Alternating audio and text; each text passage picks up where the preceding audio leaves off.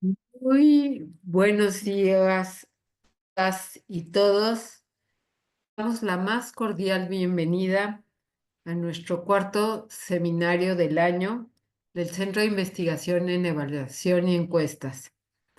El día de hoy contamos con un seminario que va a resolver algunas de las dudas que ustedes han tenido que se refieren al análisis estadístico de la Encuesta Nacional de Salud y Nutrición, la ENSANUD Continua 2020-2024, sus fundamentos, ponderadores y valores faltantes. Para ello nos acompaña el doctor Martín Romero, quien es el responsable de toda la parte estadística de la ENSANUD, la parte del diseño muestral y todo lo que tiene que ver con el uso de ponderadores, etcétera. Sin más, le daré la palabra al doctor Martín Romero y espero que este seminario le sea de utilidad.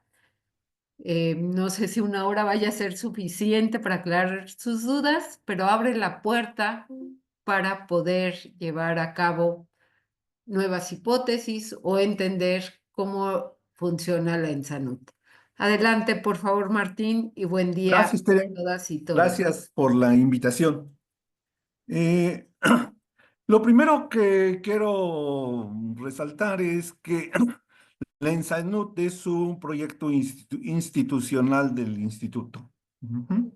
Esto quiere decir que participamos un buen número de colegas, desde entrevistadores administrativos, equipo de cómputo, investigadores conceptuales, muchísimos, muchísimos, somos bastantes, ¿no? Entonces, esta es la página del ENSANUD, ahí es donde se despliegan las bases de datos y las documentaciones. Ujú. El plan de esta presentación es primero platicar un poquito acerca de cómo ha evolucionado la ENSANUD como proyecto de investigación, luego ver los fundamentos estadísticos, esto quiere decir cuál es el diseño estadístico de esta nueva ENSANUD 2020 a 2024, y para luego pasar a ver dos temas con los que estamos difundiendo. Uno es el uso de ponderadores, de los ponderadores del ENSANUD, y el otro es qué pasa con los valores faltantes. Ujú. Lo primero es recalcar que la ENSANUD es una encuesta. ¿Qué es una encuesta?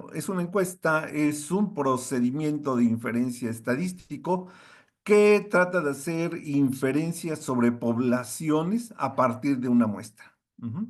Existen dos etapas: una etapa de muestreo, donde se selecciona la muestra, y una etapa de medición, donde se hacen las mediciones apropiadas a los individuos seleccionados en la muestra.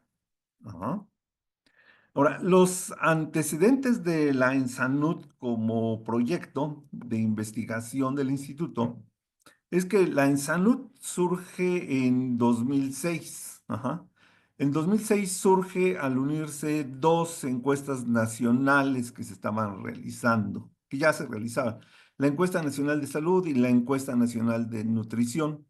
Entonces se conjuntaron estos dos proyectos para tener un objetivo común, que fue el de describir de manera cuantitativa los estados de salud y nutrición de la población mexicana. Al unir estos dos proyectos, se potenciaron sus capacidades de análisis. Ajá. ¿Por qué? Porque en un solo individuo, en individuos comunes, se tienen mediciones de salud y mediciones de nutrición. Y antes esas mediciones estaban separadas. Entonces, en términos estadísticos, la primera ventaja es que se pudieron obtener correlaciones a nivel individual entre variables de salud y variables de nutrición, que es una ventaja metodológica que aportó en su momento la 2006, y que es una cosa que hace único a este proyecto, que le da mucho valor. Ajá. Luego, entre los años 2006 y 2018, la ENSANUD se realizó cada 6 años. Y para posteriormente, en 2020, cambiar el diseño para hacer una ENSANUD en partes. Ajá, ¿eso qué quiere decir? Que el tamaño de muestra de una Ensanut sexenal, que era aproximadamente 50,000 hogares, se dividió en 5 encuestas de tamaño mediano de aproximadamente 10,000 hogares.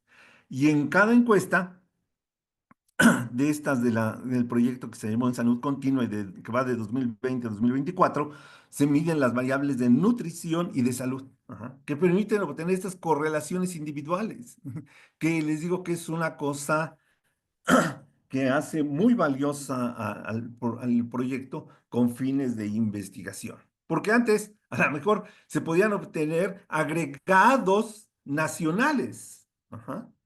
Ajá. Y por ejemplo, decir, la antropometría, la prevalencia de obesidad en el 2020, en el año 2000 es esta. Y la prevalencia de diabetes diagnosticada previa era esta, agregado. Pero no, pero como no eran, como eran proyectos diferentes, no se podían hacer esas correlaciones a nivel individual. Ujú. Ahora, ¿cuáles han sido las ventajas de este cambio de diseño? El primero es que aumentó la oportunidad de la información. Ahora cada año se generan estimaciones anuales. Esto tuvo un impacto en el año de 2020 cuando ocurrió la pandemia de COVID, ajá, porque la ENSANUD ya estaba en planeación y entonces solo se adecuó para hacer una encuesta que permitió estudiar el fenómeno de COVID. Ajá. Entonces ahí ya vimos la ventaja de la oportunidad. La otra es que la ENSANUD se fortalece porque aumenta la validez de las estimaciones. En el diseño anterior era cada 6 años. Ajá. Ahora la Ensanut del año K se valida con la Ensanut de los años previos. Ajá. Entonces vamos generando una encuesta, una cadena de encuestas que permiten autovalidarse entre ellas. La otra es que se redujeron los riesgos operativos del trabajo del campo al reducir la magnitud de los operativos. Es más fácil hacer una entrevista, una encuesta de 10,000 hogares que una encuesta de 50,000. Y una ventaja palpable de este atributo es que, por ejemplo, en el año 2024 no pudo ser posible visitar a Sinaloa. Ajá.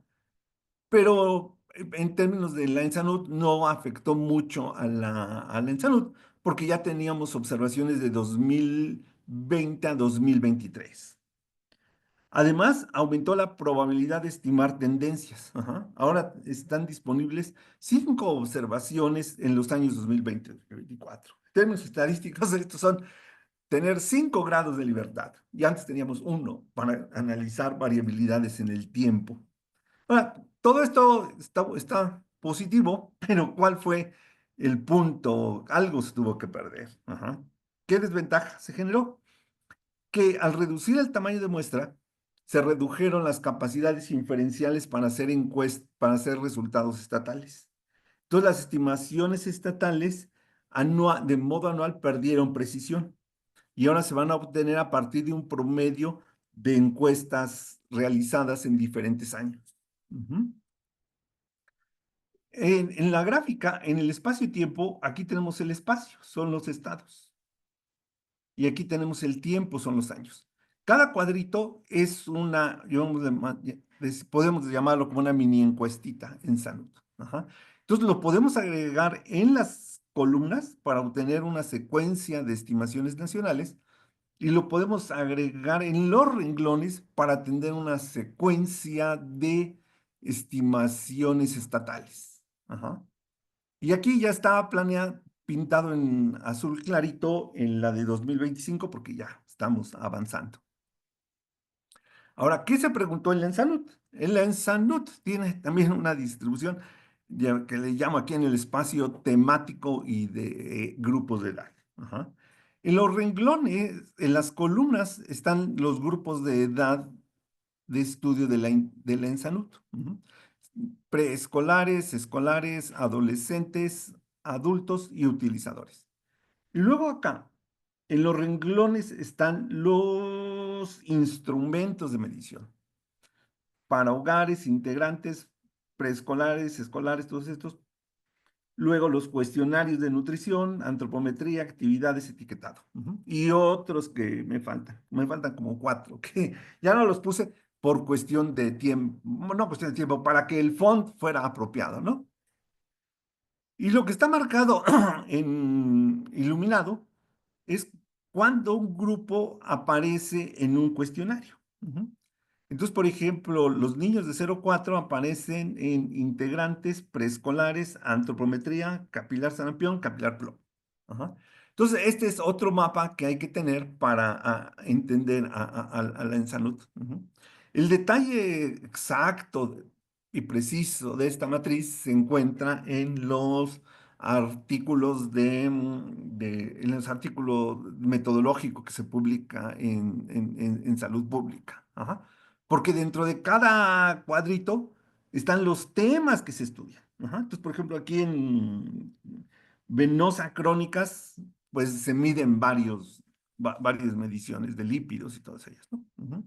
Entonces, esta es otra consideración. Entonces, de modo general, esta es la estructura de la ENSANUD. Ahora, la ENSANUD es una encuesta, les decía yo que es un ejercicio de inferencia estadístico, donde hay una población objetivo, una muestra y un procedimiento de muestreo, un procedimiento de medición.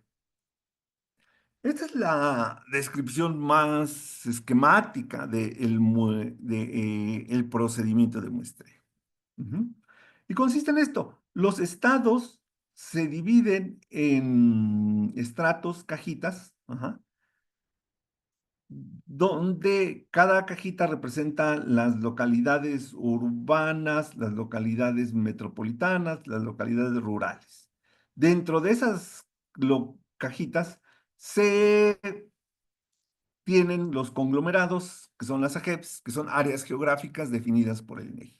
Entonces seleccionan algunas AGEPs, que son estas estrellitas amarillas, y después dentro de las AGEPs hay manzanas, que son estas circulitos naranjas. Se seleccionan algunos de ellos. Dentro de la manzana hay viviendas. Se seleccionan algunas viviendas. Y dentro de las viviendas hay personas.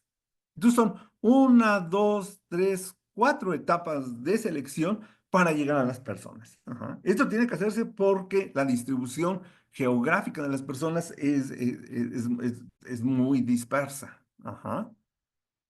Ujú. Ahora, viene la siguiente etapa. ¿Qué ocurre dentro de la vivienda? Pues dentro de la vivienda, las personas nuevamente se agrupan en estratos o en cajitas, que son estos grupos de interés, los preescolares, escolares, adolescentes, adultos. Los adultos se dividen en dos grupos, de 20 a 44 y de 45 y más. Y luego a- se selecciona a todos los niños de 0 a 4, uno de 5 a 9, un adolescente y un adulto de 20 a 44 y un adulto de 45 y más. Ajá. A cada persona seleccionada se le aplica un cuestionario dependiendo de su rango de edad. Ujú. Después de esto, todas las personas seleccionadas pasan al cuestionario de antropometría, donde se mide talla, peso y otras cosas. Ajá. Y a partir de aquí se forma otro árbol. ¿Por qué? Porque, por ejemplo, el cuestionario de venosa de crónicas se aplica aproximadamente al 30% de los adultos seleccionados. Ajá. Y luego están acá el cuestionario es decir, de actividad física, la muestra capilar, el cuestionario de frecuencia de alimentos. O sea, aquí hay un montón de cuestionarios, bastantes cuestionarios de nutrición, en las que funciona la misma lógica. Una fracción de los seleccionados para antropometría se les aplica esto. Aquí nuevamente no lo pongo con fines de que sea legible la diapositiva. Ahora, después de esto, que es el resumen básico del procedimiento de muestreo, ¿qué cosas hay que tener presentes? La primera es que todas las elecciones a nivel de AGEV, manzana, viviendas e individuos se hacen con probabilidades conocidas y diferentes de cero. Esto es, todo es un muestreo probabilístico. Todo es un muestreo probabilístico. La razón de hacer esto es que el muestreo probabilístico es el método de selección aceptado por todas las agencias estatales, nacionales de estadística para hacer inferencia. Ajá. Luego aquí una cosa que ya hemos dicho, la inferencia estadística es hacer afirmaciones sobre una población a partir de una muestra. Entonces, siempre que se haga alguna afirmación a partir del ENSANUD, hay que tener presente que es una afirmación sobre una población y a partir de una muestra. Ajá. Ahora, las inferencias estadísticas deben considerar el procedimiento de muestreo, porque los datos que se generan en Sanud no llegan así al azar no, llegan con una estructura que es la que acabo de presentar. Entonces, esa estructura debe de considerarse en el análisis.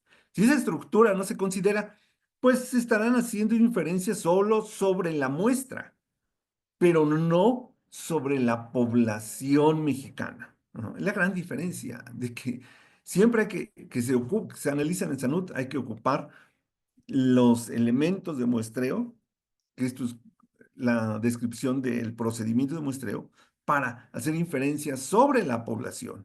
Si no se ocupan, está bien, pero se hacen inferencias solo sobre la muestra.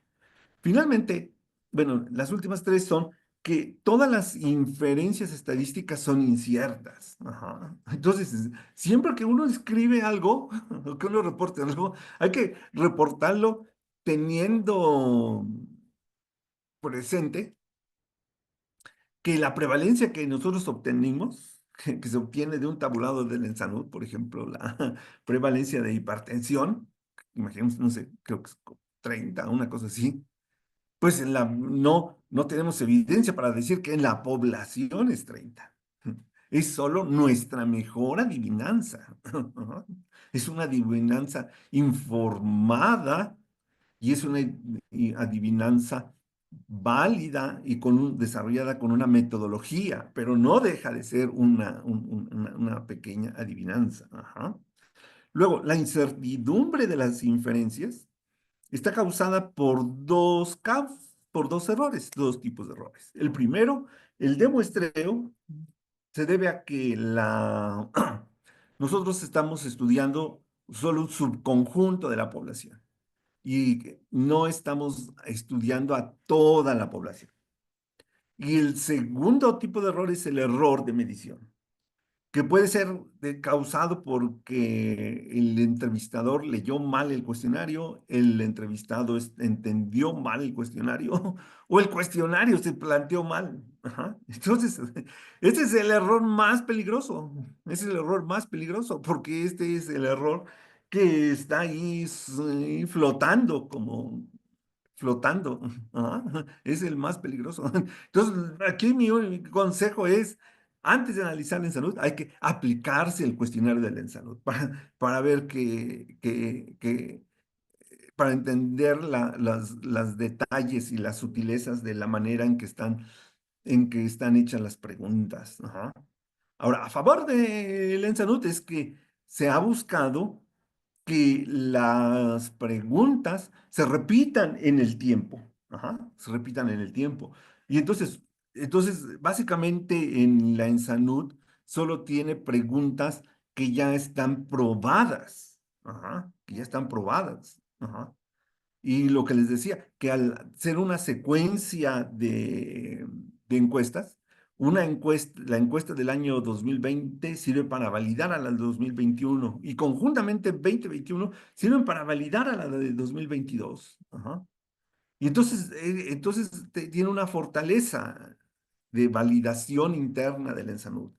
Pero de todos modos, la experiencia dice que hay error, que no que hay error, que existe la posibilidad de que ocurran errores de medición y que hay que tenerlos presentes. Ajá. Ahora, luego, la incertidumbre del error de muestreo puede ser cuantificado mediante fórmulas matemáticas. Y es lo que vamos a tratar acá. Ahora, miren, conceptualmente, esto es lo que ocurre en el muestreo. Tenemos una población y de ellos se seleccionan, es posible seleccionar muchas muestras. Cada rengloncito es una muestra y cada puntito de ese renglón son los valores de una muestra. Entonces, para cada renglón es posible calcular una media. Ajá. Entonces, teóricamente, nosotros podemos calcular en la ENSANUD un montón de muestras, pero solo seleccionamos una, esta que está aquí en verde. Ajá, esta que está aquí en verde. Ajá. Y entonces, el chiste ahora es, bueno, ya que observamos esta muestra, una de las posibles muestras, ¿cómo hacemos para hacer inferencias o afirmaciones válidas sobre la población? Bueno, pues para esto se requiere una cosa. Bueno, hay muchas maneras, pero el camino que se está siguiendo aquí en la ENSANUD es hacer que la muestra se seleccione con probabilidades conocidas.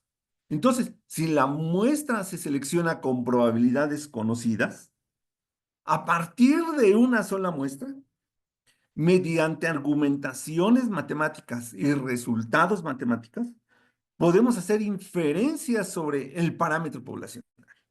Y aquí está la clave, son argumentaciones matemáticas. ¿Y qué es lo que requieren esas argumentaciones matemáticas? Que los individuos se seleccionen con probabilidades conocidas. Ujú. Bueno, ahora, ¿cómo se hacen las afirmaciones? Pues se hacen a través de la construcción de intervalos de confianza. Un intervalo de confianza es un intervalo aleatorio. Es aleatorio porque depende de la muestra, no es fijo. Ajá. Y con este intervalo, los intervalos de confianza al 95%, tienen la descripción probabilística de que si generáramos un gran número de intervalos independientes, entonces el 5% de los intervalos no cubrirían el parámetro. Ujú. Esto es solo el 5% de los intervalos se equivocarían en cubrir el parámetro. Ujú.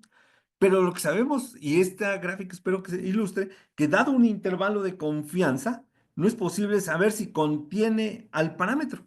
¿Ah?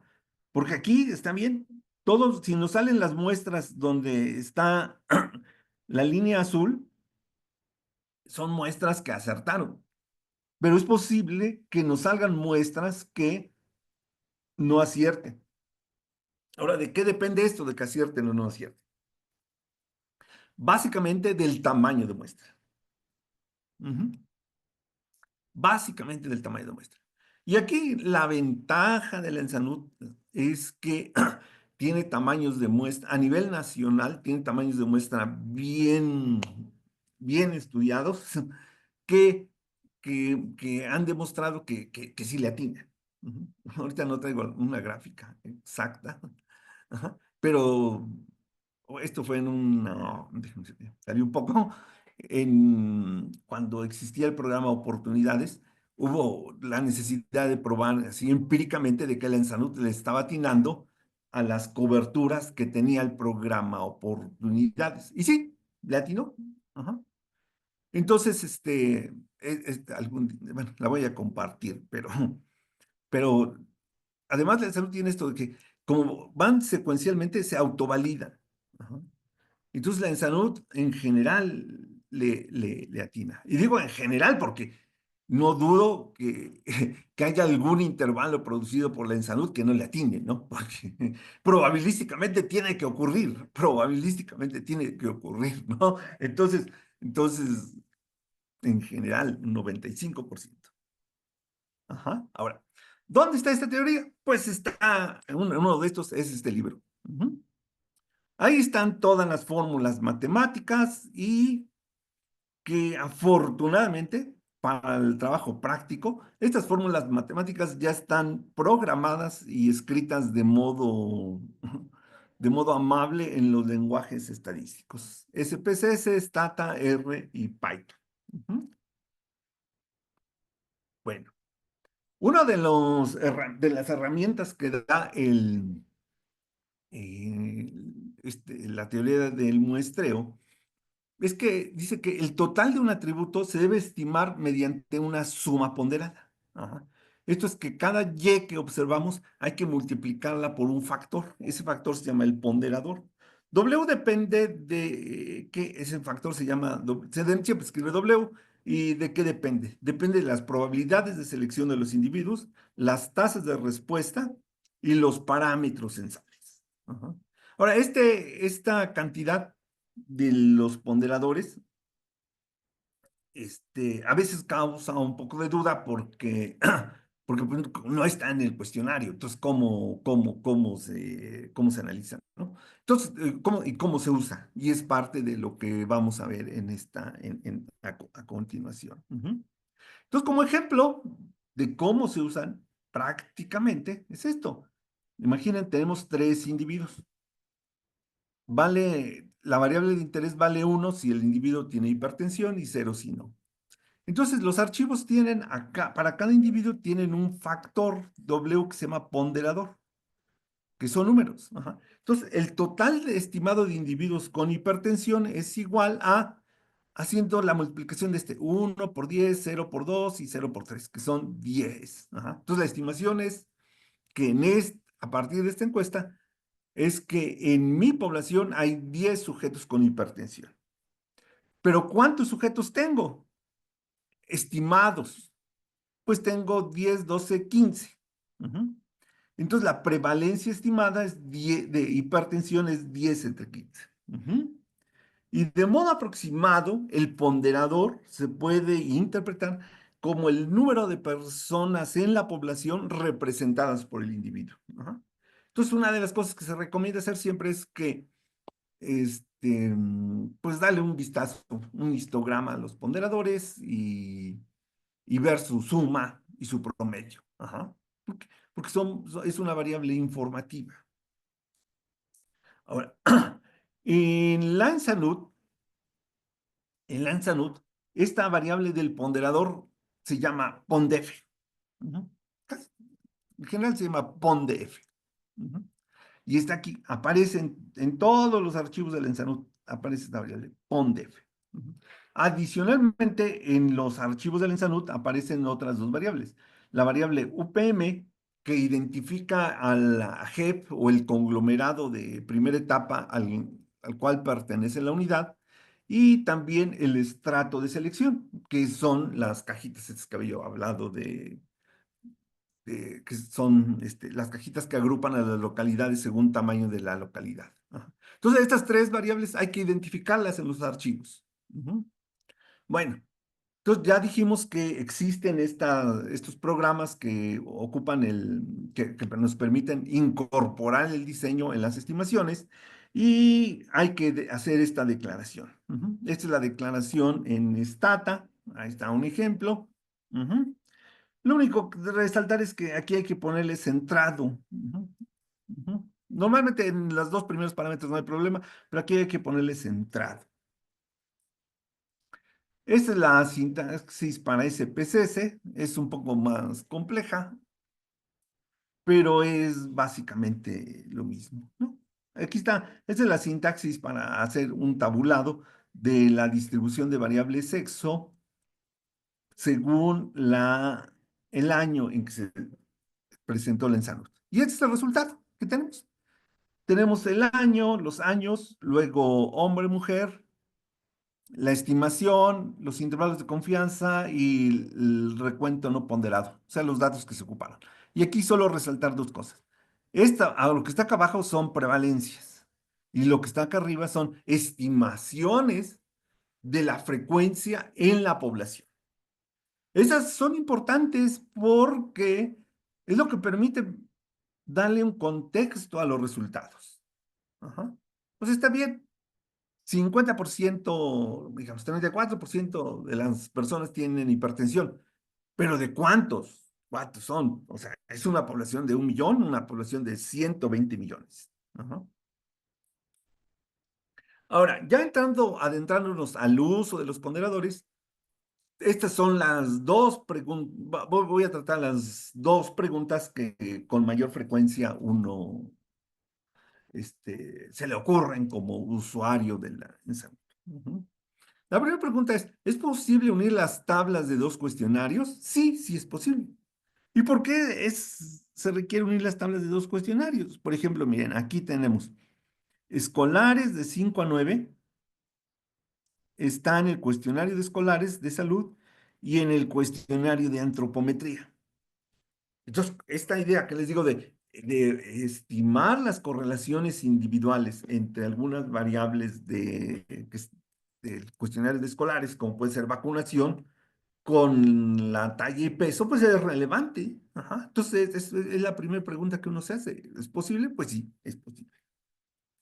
¿Cómo se hace?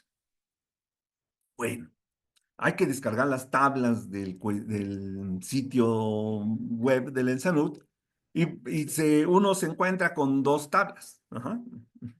Entonces, cuando viene la siguiente etapa, es que uno va al manual de Stata o SPCC y hay dos opciones. Pego los datos de adultos al cuestionario de Venosa, en este caso, o pego los datos del cuestionario de Venosa al cuestionario de adultos. Ajá. Son las dos opciones. Y la pregunta es, ¿cuál de las dos opciones es válida y cuál es mejor? Ajá. Pues la respuesta es que las dos opciones son válidas. Entonces no pasa nada si hacen uno u otro. Los dos son válidas. Ajá. Ahora, ¿cuál es la mejor? Eso se responde en la siguiente pregunta. La siguiente, en esta diapositiva. Bueno, las dos son válidas. Y aquí están los dos ejemplos que hubieran ocurrido. Si pegamos de salud a crónicas y de crónicas a salud. Ajá. Pues lo que se sugiere, es una sugerencia, ¿no? Es hacer la unión que genere la tabla con menos valores faltantes, porque es la más fácil de analizar. Solo por eso, pero las dos son válidas. Pero en contra de esto es que la base de salud es la que contiene más información. Porque dejen decirles esto, más o menos, en términos gruesos. En la base del cuestionario de adultos tenemos más o menos como 40,000 adultos. Y en la base de crónicas tenemos como 10,000 mediciones de suero. Entonces, si a la base de sueros crónicas le pego la información de adultos, pues voy a tener 10,000 adultos con medición de diabetes diagnosticada, que viene del cuestionario de salud, y medición de glucosa. Y entonces es fácil analizar eso. Pero luego, si hago el proceso al revés, que los datos de la venosa los pego al cuestionario de crónicas, entonces voy a tener 40,000 respuestas de diagnóstico previo de diabetes y de las cuales solo 10,000 tienen muestra de sangre venosa. Pues ahí tengo más, en términos prácticos, tengo más información, pero es más difícil de analizar. Ajá. Entonces aquí la sugerencia práctica es, si uno está iniciando, hay que buscar el camino fácil y analizar la tabla que genere menos valores faltantes. Ujú. Ahora, en términos prácticos, ¿cómo se hace eso? Lo único que hay que conocer cuáles son las variables llave. En las tablas existe la variable folio I, que es la variable de hogar, y la variable folio int, que es la variable del integrante. Entonces, con estas dos variables hay que ocuparlas para hacer las uniones entre tablas. Ujú. Ahora, cuando se hacen las uniones entre tablas, es posible que nos queden valores faltantes. Ajá. Entonces, por ejemplo, si hago esta unión y aquí aparece donde está en azulito, quiere decir que el sujeto 6 no tiene medición de adultos, pero sí tiene medición de crónicas. Ajá, ajá. Pues tiene un ponderador en la base de crónicas, pero no tiene un ponderador en la base de adultos. Entonces, el individuo con valor faltante 6 es un valor faltante que no va a ser no puede ser analizado porque no tiene valor. Ajá. Entonces, aquí una pregunta que surge es, ¿cuál es la cantidad máxima permisible de valores faltantes? La respuesta es que la respuesta depende del contexto, no hay una regla. Ajá. Y por curiosidad le hice esta pregunta a ChatGPT y dijo lo mismo, ¿no? Bueno, lo malo es que ChatGPT no da referencias. Ahora, como ilustración, supongamos que se va a estimar la prevalencia de diabetes. Ujú. Y que con las personas que nos respondieron, obtenemos un intervalo de confianza del 17% más menos 2%. Y sabemos con certeza, a partir de nuestro conocimiento inicial, que la prevalencia de diabetes está en el rango 12-22. Ajá. Aquí sí es posible en temas de salud, ajá, porque hay mucha información. Ajá. Entonces, si el porcentaje de valores faltantes es 1 - R, lo que se puede hacer es un análisis de sensibilidad. ¿Y en qué consiste este análisis de sensibilidad? Pues consiste en construir un estimador agregado que le dé R peso al estimador que se obtiene de los valores que sí pudimos analizar y que le dé 1 - R a nuestro conocimiento inicial. Mi conocimiento inicial es que la prevalencia de diabetes está en el intervalo 12-22. Entonces se construyen estos intervalos. El intervalo superior, el límite superior, es un promedio ponderado de los límites superiores de cada una de mis fuentes de información. Ajá. Y el límite inferior es de modo similar, un promedio ponderado de los límites inferiores de cada una de mis fuentes de información. Esta es una solución aproximada. Ajá, ajá. Aquí puede hacerse un asunto bayesiano, pero va a dar cosas similares. Pero no, bueno, pues aquí estoy presentando esto. Entonces, esta tabla presenta para diferentes tasas de respuesta cuáles son los límites inferiores. Y aquí solo dejen comentarles, miren, cuando la tasa de respuesta es 1, sí, se reproduce el límite, el intervalo que se obtiene de los datos. Y cuando la tasa de respuesta es cercana a 0, se obtiene el intervalo que, basado en mi conocimiento inicial. Pero vemos que para todo este rango de valores, una R del 60% hasta el 90%, ajá, mi intervalo solo se amplía por un punto porcentual. Ajá. Entonces, en este caso probablemente sea aceptable tomar una R del 60%. Ujú. La segunda, ¿es conveniente unir encuestas con igual y diferente temporalidad? La respuesta sí, es posible, pero la conveniencia depende del objetivo de la investigación. Ujú.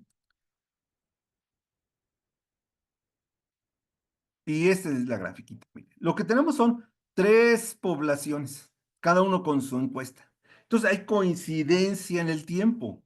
Las poblaciones son similares, módulo, nacimientos y definiciones y de funciones. Los valores del atributo de interés van a cambiar y el procedimiento de muestreo puede cambiar, ¿no? Pero no hay problema mientras sea probabilístico. Y el parámetro cambia, o sea, esto va a cambiar, la cantidad de interés poblacional va a cambiar. ¿Por qué? Va a cambiar porque las poblaciones son diferentes. Ajá. Entonces, el camino para interpretarlo es unir las poblaciones. Ajá. Entonces, ¿qué es lo que hay que hacer? Pues agregar poblaciones. Nada más, hay que agregar poblaciones. Y esto es relativamente fácil con el muestreo. ¿Por qué? Porque tengo un estimador para el 2020, un estimador para el 2021, un estimador para el 2022 del total de la variable Y. Bueno, ¿cómo estimo el total en la unión de las bases? Pues simplemente sumando. Ajá. Entonces, conceptualmente solo para unir es posible. Solo hay que unir las tablas de datos junto con sus ponderadores para hacer inferencias. Esto es matemáticamente. Matemáticamente. Conceptualmente, ahorita vamos a ver el detalle. Este es un ejemplo. Aquí tengo 2021 y 2022 con la prevalencia de diagnóstico previo de diabetes. Mire, 10,2 y 10,9. Básicamente es lo mismo, ¿no? Entonces aquí es muy fácil argumentar y decir, ah, sí, las puedo unir. Ujú.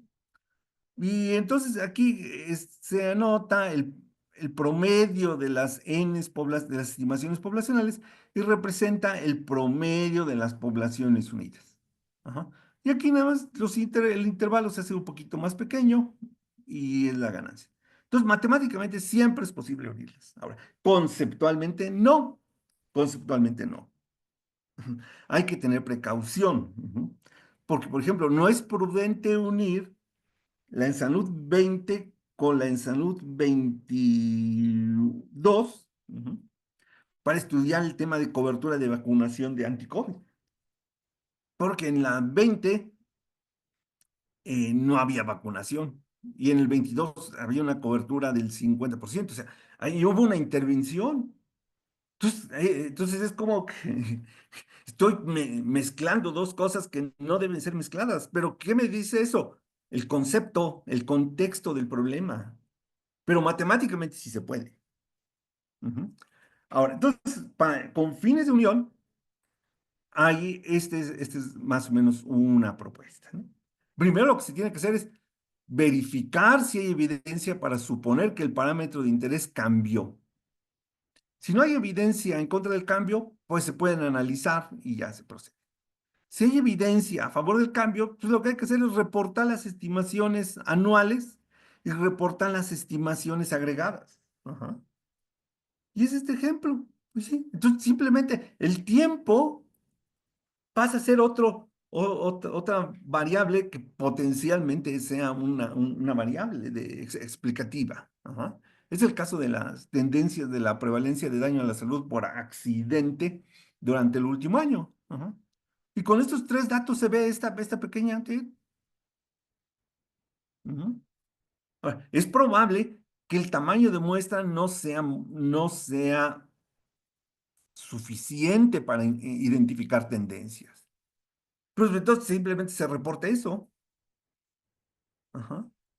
Pues entonces aquí es tomar el tiempo como una nueva variable. Ajá. Así como se tienen las variables de Estado de la República, que es una variable que puede ser de confusión o un factor de riesgo, y que a veces se reporta por estado, a veces por región y se analiza. Es lo mismo aquí, pero ahora con el tiempo. Ujú. Entonces, este es el camino para hacer esto. Ujú. Ahora, en particular, miren, en 2024 no fue posible visitar Sinaloa. Ujú. Entonces, Sinaloa no pudo ser visitado en 2024 por motivos de inseguridad. Ajá. Entonces, la base de datos tiene aquí un hueco. Ujú. Entonces, si se quieren estudiar los datos a nivel nacional, pues nada, hay que ocupar los ponderadores tal como están. Pero si se quieren estudiar los datos a nivel estatal, hay que hacer un pequeño ajuste acá, de dividir el ponderador entre 4 para todos los estados, excepto Sinaloa, que se divide entre 3. Ajá. Y esto nada más para que nos salga una N que sea equiparada, que sea entendible, que tenga sentido en términos de políticas públicas. Ajá. Porque si no se divide el ponderador, por ejemplo, aquí de Sinaloa, de San Luis Potosí, entre 4 o entre 3, la N poblacional me va a salir muy grande, pues me va a salir el equivalente a 4 veces la población. Ajá, 4 veces la población. Y eso en términos de políticas, pues no se ve bien de decir, estoy haciendo inferencias sobre sobre 10 millones de habitantes de Sinaloa, ¿no? Yo no sé quiénes son, ¿no? Pues no, pues hay que estandarizarlo por el número de encuestas. Ajá. Y conceptuarlo como es una población hipotética. Ujú. Finalmente, ya entramos al último tema. Ujú. Los valores faltantes. Los valores faltantes son causantes de incertidumbre y sesgos potenciales. Ajá. La incertidumbre siempre la causan, porque nunca se conoce, hay cosas que no conocemos. Los sesgos potenciales quiere decir que algunas veces causan sesgo, otras veces no. Ajá. Y también algunas veces los sesgos pueden ser corregidos por ponderadores y otras veces no. Y es lo que voy a ilustrar en estas 3 diapositivas siguientes. Miren, esta es una situación hipotética de valores faltantes. Tengo 8 individuos, 4 jóvenes, 4 adultos mayores. En cada uno de estos tengo hombre y mujer y el ponderador de adulto es 10. 8. Luego, selecciona de venosa.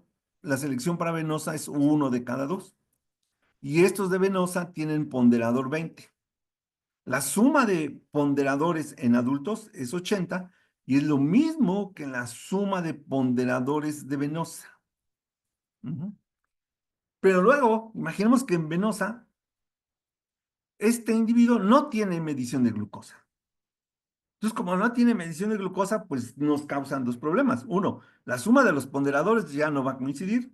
Y la segunda, al tener un valor faltante en el individuo A, que es un joven, probablemente se va a estar sobreestimando la prevalencia de diabetes. Ajá. ¿Esto por qué? Porque en general la prevalencia de diabetes en jóvenes es menor. Ujú. Entonces, la propuesta de solución y la metodología que se ocupa es lo que se llama la calibración. ¿Qué quiere decir? Quiere decir que hay que modificar los ponderadores para replicar una distribución poblacional conocida. En este caso, en este ejemplo, lo que se propone es decir, bueno, calculo la tasa de respuesta ponderada, que resulta ser 50% para jóvenes y 100% para adultos. Entonces, el ponderador que aquí tenía yo de 20 lo divido entre 2 y me da un ponderador de 40. Ajá.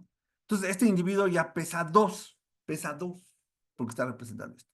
Ajá. Y aquí vamos a decirle, eso también lo estoy haciendo por edad, pero también se pudo haber hecho por hombre o mujer. Nada más voy a estar presentando el caso de por edad. Ujú. Entonces, bajo un supuesto hipotético de estas prevalencias, ajá, que son similares a las que salen en la ENSANUD, ajá, donde en los jóvenes hay una prevalencia del 7-10% y en adultos una prevalencia mayor al 20, como el 25. Ujú. Entonces, en este caso, casi se recupera la prevalencia. La prevalencia verdadera, así verdadera, es que si se tuviera aquí este dato, sería del 16. Cuando se hace la corrección por este factor, ujú, resulta ser del 16.2. Ujú. Y la prevalencia sin ajuste de datos, esto es, si no hubiéramos modificado los ponderadores, hubiera sido 18. Ajá. Entonces estamos corrigiendo una sobreestimación. Ahora, esto es un ejemplo así fácil, ¿no? Fácil digo porque está muy, déjenme decirles, está muy esquemático en ese sentido, más que fácil, es esquemático. Ujú, ujú. En la práctica, básicamente hay que hacer esto, ¿no? Pero con las tablas de verdad, pero conceptualmente es lo mismo. Ajá. Ahora, ya para finalizar es pues esto, el efecto de los valores faltantes depende de la magnitud del porcentaje. Eso hay que tenerlo presente. Entonces siempre hay que buscar tener el menor número de valores faltantes. El segundo es que la corrección propuesta funciona en la medida que la variable de ajuste o de calibración, que en este caso fue la edad, ujú, está asociado con la variable de interés y la variable de no respuesta. Ajá. En este ejemplo, lo que teníamos es que la edad está correlacionado con la prevalencia de diabetes, porque en este ejemplo, a mayor prevalencia de diabetes, a mayor edad, mayor prevalencia de diabetes. Y también está correlacionado con la no respuesta, porque en este ejemplo, a mayor edad, mayor respuesta.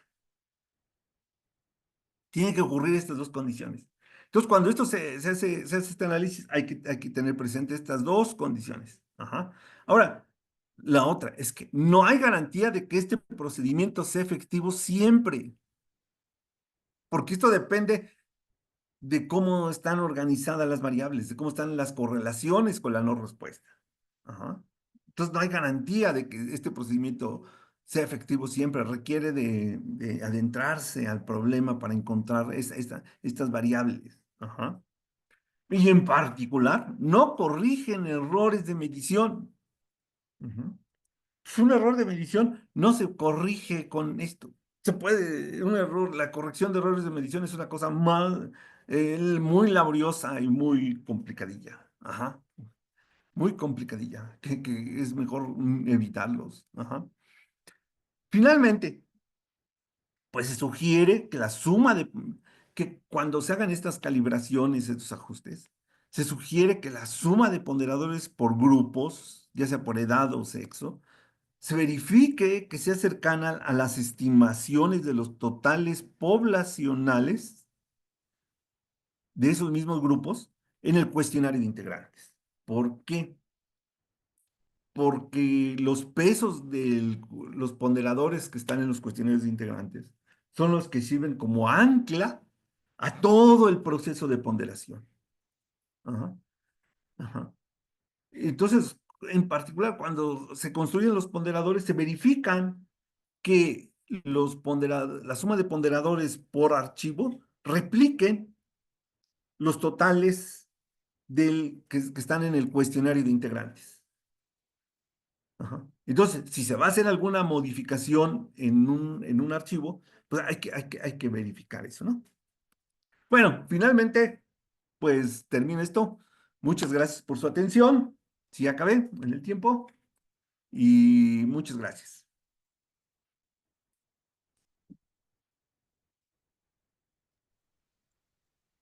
muchas gracias, al doctor Martín Romero. No sé si yo creo que estamos en muy buen tiempo, todavía un par de minutos nada más como para hacer un par de preguntas. Ah, ahí está la doctora Tere Chama. Tere, qué bueno que estás por aquí.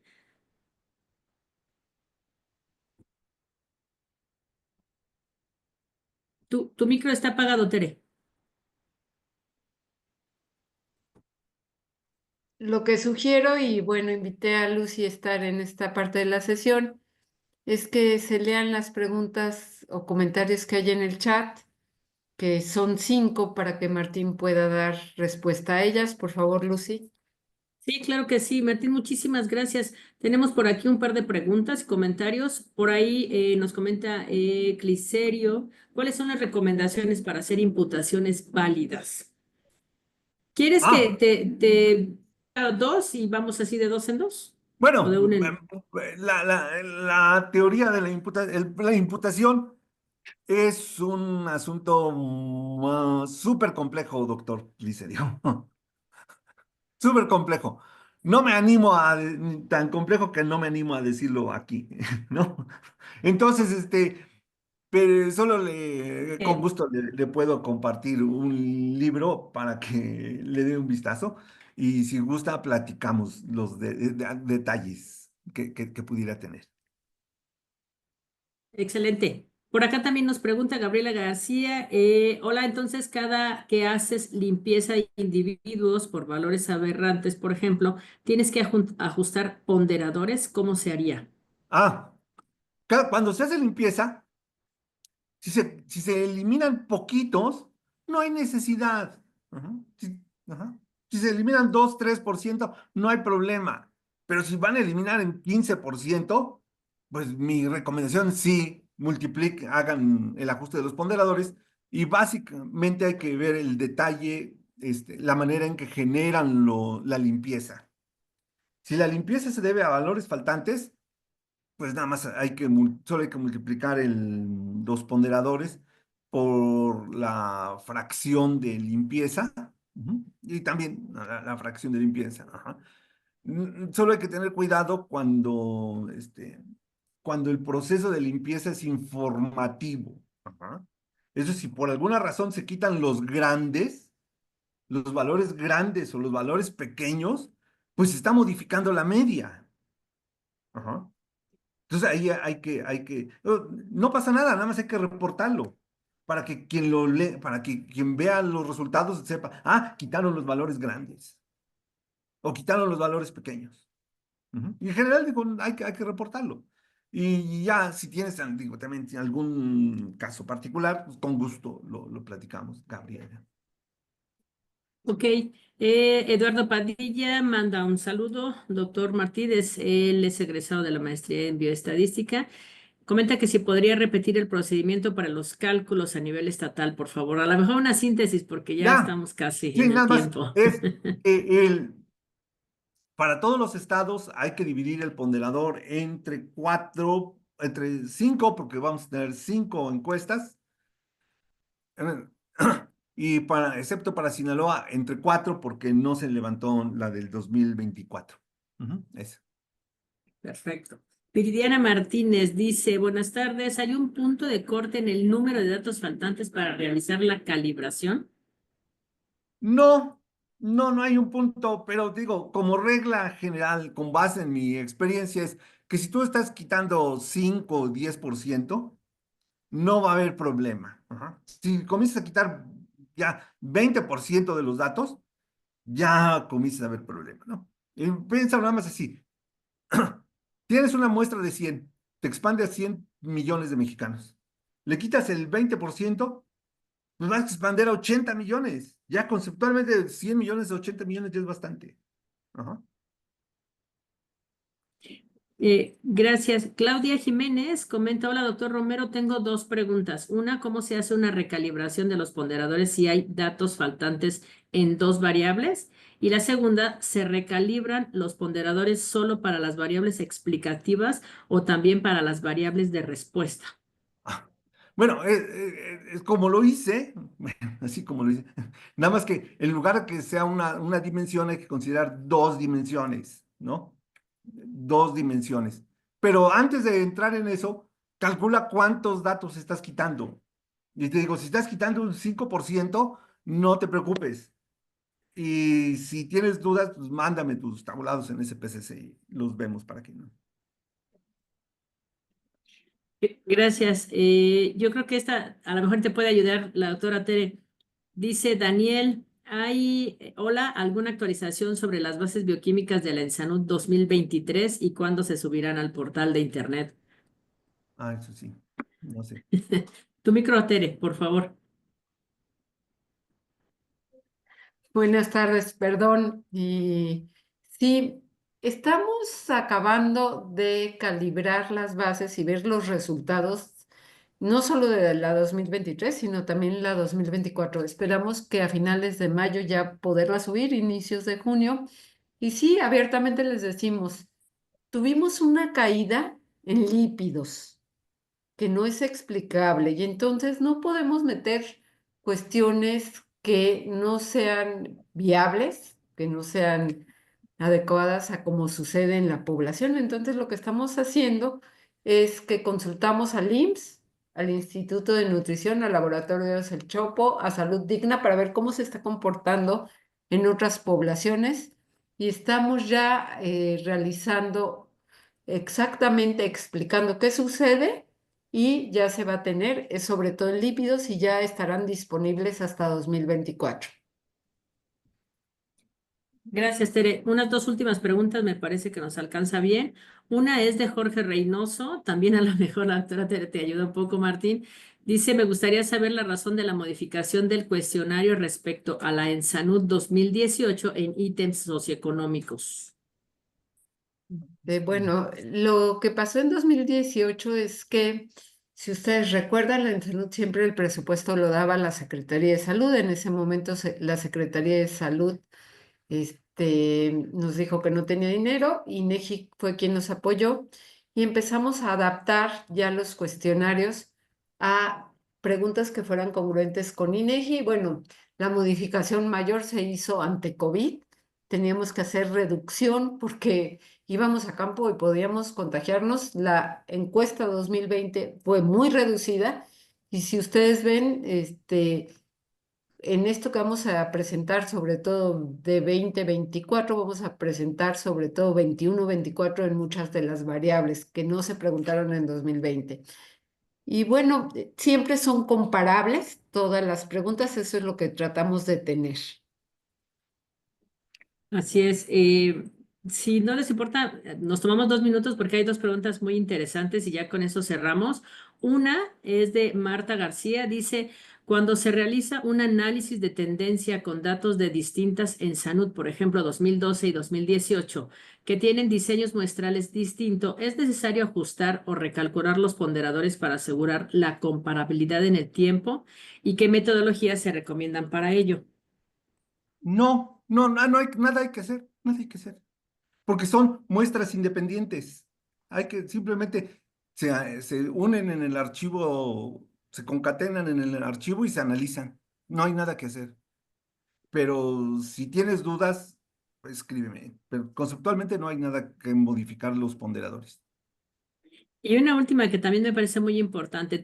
Este es de Arturo Aguilar. Dice, tengo entendido que el Ensanud 2023 tuvo reducción en el tamaño de la muestra. ¿Me recomendaría descartar esta Ensanud? No, no, a nivel nacional no. Pero ¿para qué, para qué descartar algo que ya está? No, no, no, no, no, no. No, Eh, y hay que tener muy claro cuál es el objetivo de lo que están haciendo. Ya tenemos a nivel nacional esa información que va sumando. Recuerden cuál es la metodología de la salud continua. ¿Sí? Así es, pues mandan saludos, agradecimiento y ya nada más, Arturo, ya no vamos a hacer otra.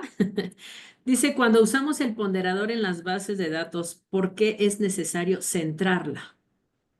Ah, porque lo que dice esa opción es que cuando en un estrato hay una sola UPM, la variabilidad de esa UPM se calcula con respecto del promedio. Y la otra opción que existe en Stata, que es la que dice de certeza, lo que hace es que no calcula, no cuenta la variabilidad de esa UPM. Ujú. Entonces, por eso es la opción de centrado. Ujú. Excelente, muchas gracias. Tere, ya no hay más preguntas. No, muchas gracias, Lucy, por acompañarnos en esta sesión en la parte de preguntas y respuestas. Lucy es la coordinadora de la encuesta. Y bueno, nada más dos cuestiones más. Tenemos un curso, esto parece propaganda, pero para quien quiera analizar datos, en el mes de agosto es un curso de verano del PASPE que tenemos en el instituto, es en las instalaciones de Tlalpan, es de cómo analizar encuestas de salud, que ahí vemos puntualmente todas sus dudas, dura una semana y es más bien un curso taller, lo hacemos de manera muy práctica. Y bueno, no me queda más que agradecerles a las 140 personas que estuvieron en esta sesión y decirles que el próximo mes, en el mes de mayo, el 27 de mayo, será el próximo seminario del CIE con un tema de envejecimiento. Así que están cordialmente invitados, les llegará pues la invitación y muchas gracias y prepárense para el simulacro. Que tengan muy buen día. Gracias, Martín, gracias, Lucy. No, gracias, saludos. Hasta Gracias, luego. Martín. Buen día para todos.